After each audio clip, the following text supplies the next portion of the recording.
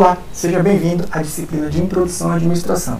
Nós somos estudantes de Engenharia da Computação da Universidade Federal do Amazonas e hoje nós abordaremos um pouco sobre a teoria da burocracia. O nosso orientador neste trabalho é o professor Cristiano Barbosa de Lima e o nosso grupo é composto por mim, Ronaldo, pelo Thales e pelo Davos. Neste primeiro momento, nós buscaremos abordar um pouco sobre as origens da burocracia, seus tipos de sociedades e autoridades, características da burocracia e as suas vantagens e desvantagens. Mas antes de dar um prosseguimento, nós buscaremos não só desmistificar, mas buscar contextualizar o que de fato vencia a burocracia. Aqui no Brasil, ela ganhou um certo estereótipo relacionado à ineficiência, mas para esta pessoa desta foto, conhecida como Max Weber, o grande responsável por desenvolver essa metodologia, burocracia não tem nada a ver com a eficiência. Ao contrário, o objetivo da burocracia é tornar os processos mais eficientes. Mas onde que surgiu esse conceito de burocracia? Isso surgiu principalmente por volta da década de 1940, em que estava passando por um momento de grandes transformações tecnológicas, a saber, findando ali praticamente a segunda revolução industrial e iniciando a terceira revolução industrial, conhecida como técnico-científico-informacional. Além disso, existia uma certa fragilidade e uma certa parcialidade da teoria clássica e das relações humanas. Por quê? Porque elas eram contraditórias, elas eram os oponentes, elas não buscavam, digamos dessa forma, construir um conceito global e integrado de todas as relações dentro da organização. Em vista disso, surge a necessidade de um modelo de organização racional. E esse modelo de organização racional, ele deve englobar todas as variáveis e análise do comportamento dos seus participantes. Por quê? Porque neste momento está tendo um crescente aumento do tamanho e complexidade das empresas. Em vista disso, surge a necessidade de se construir modelos baseados em hierarquia, em que cada componente da sua respectiva posição deve estar respondendo a uma autoridade superior. E isso está totalmente relacionado com o surgimento da sociologia de Max Weber, o surgimento da sua teoria da burocracia. Além disso, Max Weber ele busca estruturar vários tipos de sociedade, a saber, a sociedade tradicional, a sociedade carismática e a sociedade burocrática. A sociedade tradicional é aquela que predomina o patriarcado e atividades patrimonialistas. A carismática predomina características personalísticas. A burocrática predomina as normas impessoais e a racionalidade.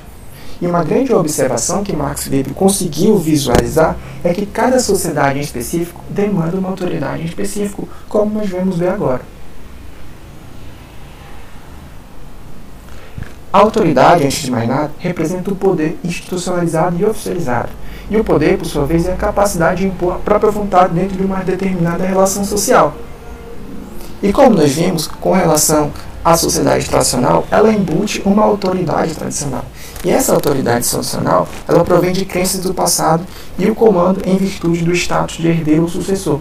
Um exemplo disso é o feudalismo, em que existia ali uma relação entre sucerano e vassalagem. E essa sucerania e vassalagem, junto com o senhor, ela não é tomada decisões e ações com base em critérios técnicos. A ordem, a herança, é o grande critério nessas relações.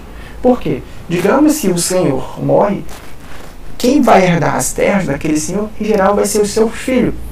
Ou seja, não há critérios técnicos. Com relação à autoridade carismática, ela é conhecida como sendo legitimada por conta da personalidade e da influência dessa liderança. Isso é muito perceptível com relação ao populismo. Um exemplo disso é esta figura aqui ao lado, conhecido como Getúlio Vargas, que utilizou-se desses conceitos ali entre os seus mandatos de presidência entre 1930 até 1945, tendo algumas disparidades entre esses tempos, mas basicamente as pessoas se identificam com as suas características. E hoje não é muito difícil de encontrar isso na política. Quando se pergunta o voto de uma pessoa em determinada pesquisa, geralmente ele quer votar nessa pessoa por se identificar com sua personalidade. Mas isso embute alguns defeitos, como, por exemplo, nessa questão de autoridade carismática, se a pessoa é escolhida com base nesses critérios, se ele não cumprir todos esses requisitos, ele pode ser trocado, não com base em critérios técnicos e racionais, mas com base nesses critérios mais pessoais. Já a autoridade burocrática, por sua vez, ela é baseada em normas e regulamentos promulgados, que permitem uma maior eficiência e impessoalidade das relações. em que essas atividades e cargos são escolhidos com base em critérios meritocráticos e técnicos. Um exemplo disso é o que acontece na universidade.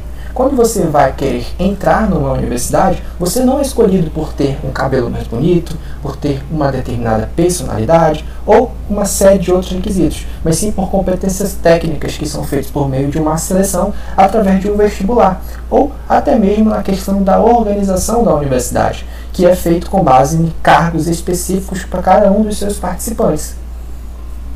E a autoridade burocrática ela teve grande sucesso de acordo com alguns fatores que possibilitaram o seu desenvolvimento, entre eles o desenvolvimento da economia. Por que o desenvolvimento da economia? Porque a questão monetária ela facilita as transações. Anteriormente não existia vamos dizer assim dessa maneira, não existia uma unidade monetária bem específica. Hoje em dia já existe o dólar.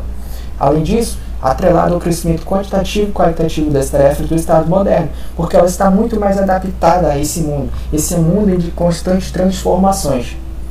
Além disso, existe uma certa superioridade técnica do método burocrático em relação às outras abordagens tradicionais e carismáticas, porque ele tem mais eficiência. E existem algumas características muito importantes com relação à burocracia. Ela possui um caráter legal das normas e regulamentos. Por quê? Porque ela é baseada numa legislação própria. Além disso, existe um certo caráter formal das comunicações. Isto é, existem regras, decisões e ações administrativas que são registradas por escrito, não cabendo, por exemplo, a um determinado integrante de uma organização determinar que tipo de norma é feita, o que deve ser feito, com base em critérios somente pessoais, que tem um escrito, tem que ter alguma formalização. Além disso, existe um caráter racional e divisão do trabalho. Cada participante tem um cargo específico, competências e responsabilidades. Isso permite que um determinado funcionário de uma empresa, por exemplo, ele não tente interferir no trabalho do outro, porque ele sabe quais são as suas competências e responsabilidades que devem ser feitas, ele sabe inclusive para quem ele deve responder. Além disso, existe uma impessoalidade nas relações. As atividades são o quê? Baseadas nos cargos e nas funções, a distribuição dessas atividades. Não mais em critérios pessoais por ter uma certa relação personalística com determinada autoridade. Além disso, existe uma hierarquia de autoridade. Cada inferior deve estar sob controle e supervisão de um posto superior. Por exemplo, numa linha de montagem de uma determinada empresa, deve existir ali um superior, um encarregado, uma autoridade específica, e assim consequentemente. E existem certas rotinas e procedimentos padronizados. A burocracia ela vai delimitar o que um determinado ocupante de um cargo deve fazer. Com relação às competências técnicas e meritocráticas, as decisões e escolhas são tomadas com base em competências técnicas e de mérito, como mencionamos anteriormente, ou seja, não mais em critérios personalísticos ou tradicionais. Se João, em uma determinada empresa, bater a sua meta, ele pode receber uma bonificação, ele pode receber um aumento. Além disso, existe uma certa especialização da administração. Isto é, existe uma separação entre propriedade e administração. Para citar um exemplo disso, vamos pegar o caso de Jeff Bezos. Jeff Bezos foi o fundador da Amazon. Recentemente, ele deixou de ser CEO, ele deixou de ser um dos administradores da Amazon. Mas isso significa que ele não é mais o dono da Amazon? Não, ele ainda é o maior detentor de todas as ações da Amazon. Então, esse é um dos critérios mais importantes da burocracia. Ele busca separar o que é os meios de produção da administração. Além disso, existem profissionais participantes e certa previsibilidade das ações, previsibilidade das atividades e do comportamento dos seus participantes, porque existem critérios técnicos, existem critérios tradicionais para prever, para estabelecer metas com base em plano de ações, por exemplo. Por conta disso, existem certas vantagens da burocracia. A saber, existe racionalidade na tomada das ações, existe precisão da definição do cargo, porque esses cargos são escolhidos com critérios técnicos, e essa precisão da definição do cargo, ela não embute uma autoridade da pessoa, mas sim do cargo. Isso permite uma rapidez na tomada de decisões, permite uma unicidade da interpretação dos dados, das atividades, das ações que devem ser tomadas. Existe uma uniformidade das rotinas e procedimentos, porque existe um método, existe uma capacidade de interpretar o que deve ser feito, por quem deve ser feito, quando deve ser feito.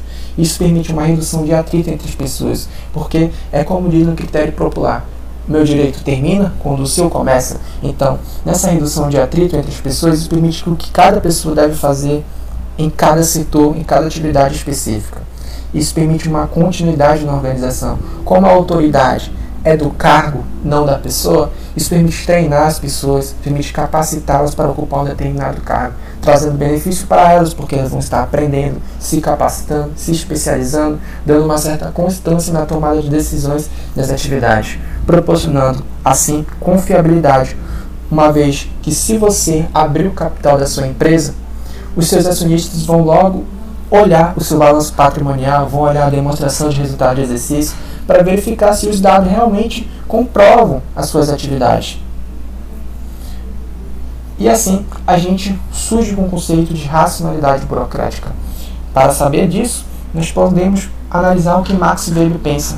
Para Max Weber, a racionalidade burocrática é a adequação dos meios ao fim, com o fito de proporcionar o máximo de eficiência da organização.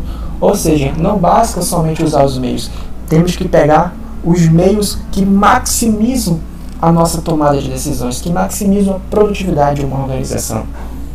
Mas existem muitos também, alguns dilemas da burocracia, porque Max Weber percebeu que a racionalidade é frágil, pois sofre pressões externas e internas. Essas pressões externas são aquelas que fazem com que seus colaboradores, participantes, tentem se desviar daquela tomada de decisões pressupostos lá no, vamos dizer assim, no roadmap da empresa, no white paper da empresa, no seu plano de negócios, e internos, porque em geral as pessoas vão se desgastando com relação a essas questões burocráticas e vão pendendo para um lado mais tradicional, para um lado mais carismático.